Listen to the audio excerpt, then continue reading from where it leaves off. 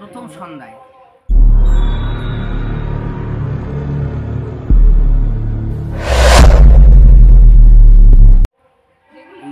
রাজা পরীক্ষিত যখন ব্রহ্মশাপে শাপিত হলেন, তারপরে সমস্ত মুনি ঋষিকে নিয়ে গঙ্গা তীরে গেলেন। সেখানে গিয়ে এবার গুরুবর্গ উপদেশ দিলেন, তুমি ভাগবত কথা শ্রবণ করো। এই ভাগবত কথা শ্রবণ করার জন্য যে যার 7 দিন আয়ুকাল, সে এই 7 দিন আয়ুকালের মধ্যে কি করবে? সে রাজপাট সামলাবে, না সে নিজের ধন ঐশ্বর্যকে ঠিক রাখবে? 7 দিনই তো তার আয়ুকাল। তখন এই সাধু সন্ত মন্ত্রীদের সঙ্গে পরামর্শ করলো, ব্রাহ্মণদের সঙ্গে, যে যার আয়ুকাল মাত্র 7 দিন, তাহলে এখন আমার মুক্তির উপায় কি? বিভিন্ন জন বিভিন্নটা পরামর্শ দিল। দেওয়ার পরে এখন বলল যে না, তাহলে তুমি ভাগবত কথা শ্রবণ করো। তখন ভাগবত কথা শ্রবণ করা, যে তখন উনি রাজপাট সমস্ত কিছু তার পুত্রকে অর্পণ করে তিনি এক বস্ত্রে তিনি চলে গেল গঙ্গার তীরে, গিয়ে ধুলার উপরে বসলো, মাটিতে। সেই ধুলার উপরে বসে সেই সময়কালে সুখদেব গোস্বামী, উনি জন্ম নিয়ে সেই 16 বছরে সেই সুখদেব গোস্বামী সে সংসার থেকে বের হয়ে চলল তপস্যার দিকে। তখন এই সুখদেব গোস্বামী গিয়ে যখন সিংহাসনে বসলেন, তাকে চরণ ধৌত করা হলো। রাজা পরীক্ষিত চরণ ধৌত করে তারপরে চন্দন পুষ্প দিয়ে মালা দিয়ে বরণ করল। করার পরে এই রাজা পরীক্ষিত সুখদেব গোস্বামীকে বলছে, যার আয়ুকাল মাত্র 7টা দিন, 7 দিনের পর আর সে থাকবে না, তাহলে তার কি করা কর্তব্য? আপনি একটু আমাকে কৃপা করে বলুন। তখন এই সুখদেব গোস্বামী এই ভাগবত কথা রাজা পরীক্ষিতকে শোনালেন। কতদিন? 7 দিন। এই 7 দিন পর্যন্ত হরিকথা ভাগবত কথা শোনার পরে রাজা পরীক্ষিত তিনি স্বর্গে গমন করলেন, পুষ্পরথে চড়ে স্বর্গে গমন করলেন। এই ভাগবত কথা শুনলেন, মানে মুক্তি তো হওয়া লাগবে। অভিশাপ রাজা পরীক্ষিত পেয়েছিল, এটা বড় কথা নয় যে আমি অভিশাপ পেয়েছি আমার কর্মগুণে, এটার জন্য আমার কোনো দুঃখ নেই। কিন্তু মুক্তি পাবো কিসে? মুক্তি তো পেতে হবে। তাহলে মুক্তির রাস্তাটা কি? যার জন্য পরে এই পরামর্শ দিলে, না তুমি হরি কথা ভাগবত কথা শ্রবণ করো, হরি নাম সংকীর্তন করো, তাহলেই একমাত্র তোমার মুক্তি। তখন এই সুখদেব গোস্বামী জিজ্ঞেস করলেন, সমস্ত কিছু ভাগবত কথা শুনতে হলো, সমস্ত গোপীকে নিয়ে, গোপী কতগুলোকে নিয়ে? এই যে 3 ধরনের গোপীকে নিয়ে ভগবান রাস করলেন, এবার সেই 3 ধরনের গোপী তপস্যা করল যে ভগবানকে প্রতিরূপে পাবে। ত্রেতা যুগে যোগী মুনি ঋষি এরা জঙ্গলে বসে বসে ধ্যান করছে। এই মতো সময়ে ভগবান রাম সেই মা সীতাকে হারিয়ে নগ্ন পায়ে চিৎকার করিতে করিতে সে জঙ্গলে খুঁজছে, সীতা তুমি কোথায়? এইভাবে যখন চিৎকার করা শুরু করলো রাম প্রভু, তখন যোগী মুনি ঋষিগুলো তাকিয়ে দেখে ভগবান নগ্ন পায়ে সে মাতা সীতাকে খোঁজ করছে। এই মতো সময় ঋষিরা মনে মনে চিন্তা করলো, ভগবান নারীকে এত ভালোবাসে আর আমরা পুরুষ হয়ে অভিমান দেখাচ্ছি। আবার তপস্যা করলো যোগী মুনি ঋষি। ভগবান রাম এসে সাক্ষাৎ দর্শন দিয়ে বলল, তোমরা কি চাও? তা বলছে, ঠিক আছে, তোমাদের মনের বাসনা পূর্ণ হবে। আর এটা এ যুগে হবে না, ত্রেতা যুগে হবে না, আগত দাপর যুগে আমি সেই গোকুল ধামে আমি সেখানে বিরাজ করব।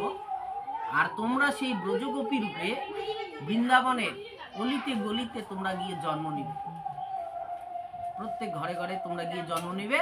সেখানেই তো সেই কালে আমি তোমাদের সকলের মনের বাসনা পূর্ণ করব।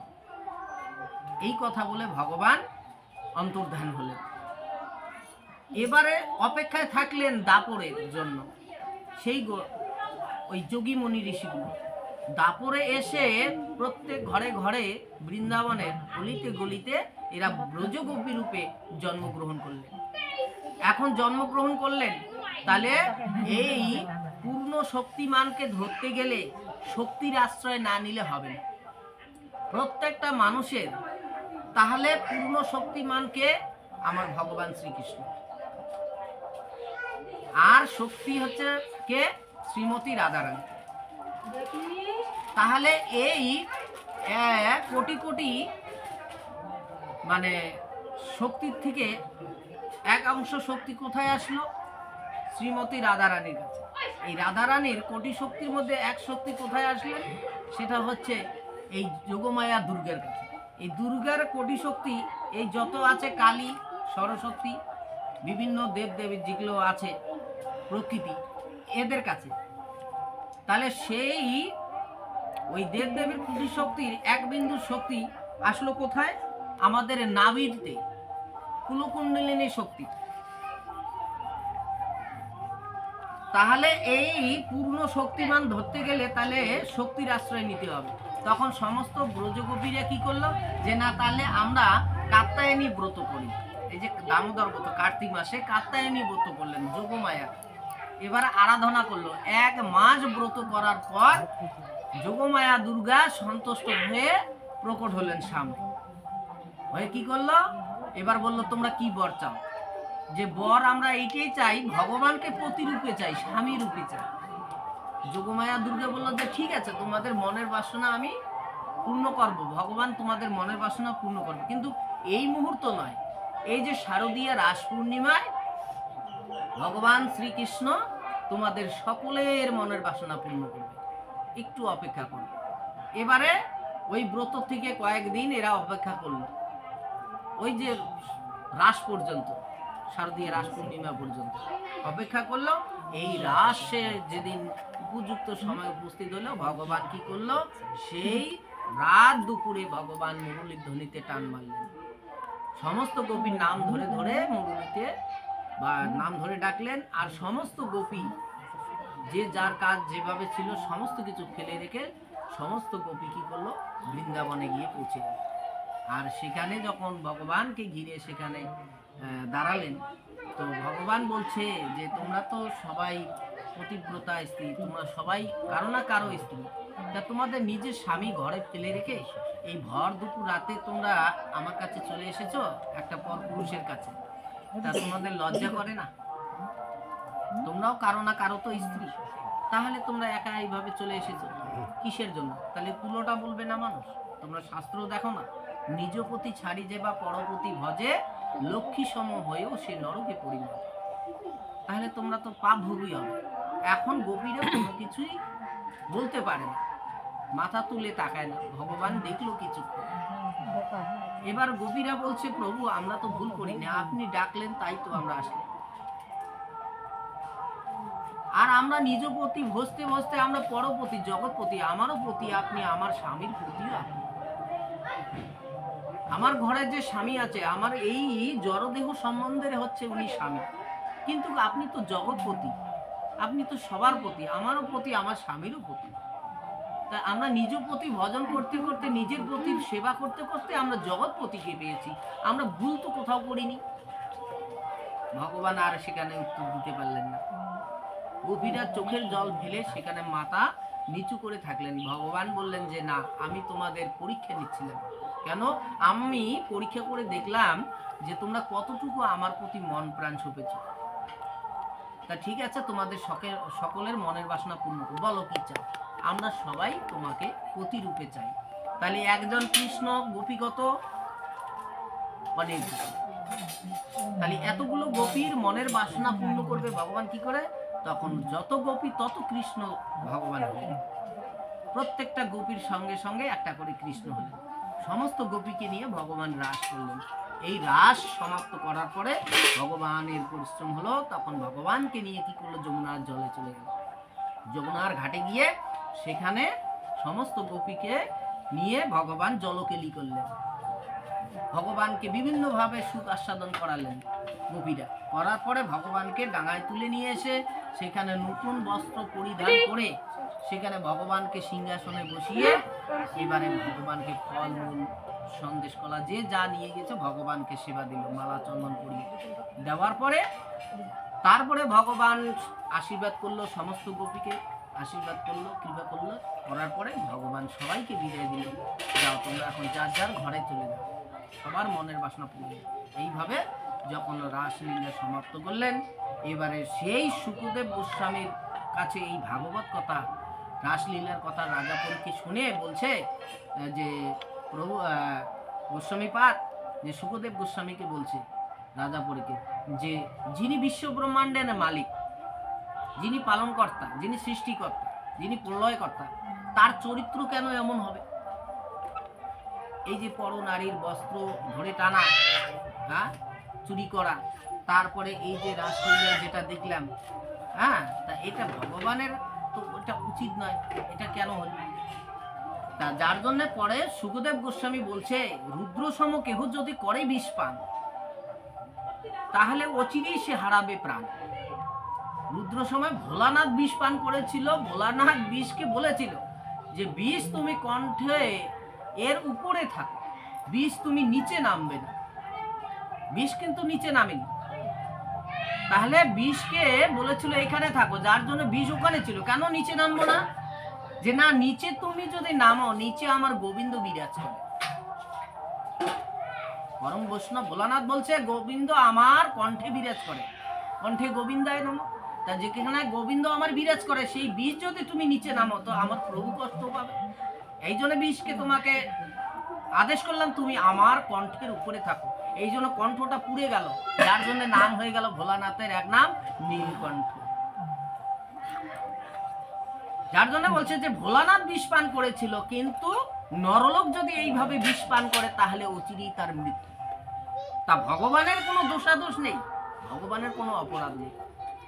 ভগবান একমাত্র জগৎ মঙ্গল করে, কল্যাণ করে, জীবকে পরিত্রাণ করে। ভগবানের কোনো অধোগতি হয় না। এই জন্য ভগবানের যা সম্ভব নরলোকের জন্য তাহা না। তাহলে এই কথা যখন বললো, বলা পড়ে, তাহলে সমস্ত কিছু কেন এটা পারে? একমাত্র বৈষ্ণবে পারে। পরম বৈষ্ণব হলো আমার। সমস্ত সমুদ্র মন্থন যখন হলো, সেই সমুদ্র মন্থন করার সময় কি উঠেছিল? বিষ উঠেছিল, অমৃত উঠেছিল, ঐরাবত উঠেছিল, বিভিন্ন ধরনের সয় সম্পদ, ধনরত্ন, ধনভাণ্ডার সমস্ত কিছু উঠেছিল। দেব দেবতারা, অসুররা সবাই অনেক কিছু ভাগ করে নিল, কিন্তু বিষের ভাগটা কেউ নিল না। কেন নিল না? সব দুনিয়া জুড়ে হচ্ছে স্বার্থপর, স্বার্থ ছাড়া কেউ ভালোবাসে না। তাহলে সব দেব দেবতা এরা ধন সম্পদ নিয়ে নিল, কিন্তু বিষটা কেউ গ্রহণ করলো না। এই বিষ যদি মাটিতে ফেলা হয় তাহলে সারা সৃষ্টি ধ্বংস হয়ে যাবে। এই বিষ নিয়ে চিন্তায় পড়লো দেবতারা, এখন কি করা যায়? কেউ বিষের ভাগ নিতে চায় না। এই বিষ ফিরে নিয়ে গিয়ে কি করলো? পরম বৈষ্ণব ভোলানাথকে দিয়ে দিল। পরম বৈষ্ণব ভোলানাথ চিন্তা করলো যে এই বিষ যদি আমি ধারণ না করি তাহলে সৃষ্টি আর থাকবে না। তাহলে একমাত্র সে বৈষ্ণবে পারে সেই বিষের মতো বস্তুকে হজম করতে, যার জন্য এই বৈষ্ণবে বিষটাকে হজম করলো। জগতের অন্য কোনো মানুষ সেটা পারল না, সাধারণ মানুষ সেটা পারল না, একমাত্র বৈষ্ণব। এই জন্য বলছে মহন্তের স্বভাব হয় তারিতে পামর, নিজ কার্য নাহি তবু জান বড় ভার। তাহলে এইভাবে ভগবানের কোনো দোষ। যখন রাজা পরীক্ষিত শুনলো, শোনার পরে তার ভ্রম ভেঙে গেল। এবার শুকদেব গোস্বামীর চরণে প্রণাম করলো, করার পরে এখানেই বিশ্রাম রাখি। আপনা সমর্পিত তোমাময় হয় ধন্য সেই জীব শ্রেষ্ঠ, ভাগবতে কয় হরিনাম অর্থ জীব করহ শরণ, যাহাতে কলুষ নাশ হয় সর্বক্ষণ। সর্বপাপে মুক্ত হয় হরিনাম বলে, জমেরে দিয়া সে ফাঁকে যায় সুখে চলে। হতে করে হরণ সুপতাবু আদি রীতেরি পুগনে তরা নাশে নিরবধি। নাতে করেও নাশ কালিমারো রাশি, মতে মঙ্গল হয় অমঙ্গল নাশি। এ হেন হরিনাম করে যেই জন, সর্বপাপে মুক্ত হয় বেদের বচন। হরিনাম করো সারা বল হরি হরি, হরি হন ত্রাণ কর্তা গোলকে বিহারী। জয় জয় মুকুন্দ মুরারি রাধাপতি, জয় জয় শ্রীনিবাস দেব যদুপতি। জয় জয় কৃষ্ণচন্দ্র দশই অবতার, পুরুষ কখনো প্রকৃতি আবার। তোমার অপূর্ব লীলা কখনে না যায়, কত রূপে প্রকাশিত বুঝে ওঠা দায়। তুমি মাতা, তুমি পিতা, তুমি মূলাধার, তুমি বন্ধু, তুমি সখা, তুমি সর্বদার। তুমি বিদ্যা, তুমি শক্তি, তুমি মোহমায়া, তুমি দেব সর্বসার দিও পদ ছায়া। অধম সুপদ বহু করিয়া প্রয়াস, স্থানে স্থানে ভাগবতে করি বৃদ্ধিহাস। সরল ভাষাতে ভাব করিল প্রকাশ, সহজে হইবে যাহে জ্ঞানের বিকাশ। সমাপীন ভাগবত লৌকিক রচন, ভ্রমদর যদি রহে ক্ষম সাধুজন। পাঠের মাহাত্ম কথা হইল সমাপন, বল সবে হরি হরি হরিয়া বদন। জয় জয় রাধা গোবিন্দ।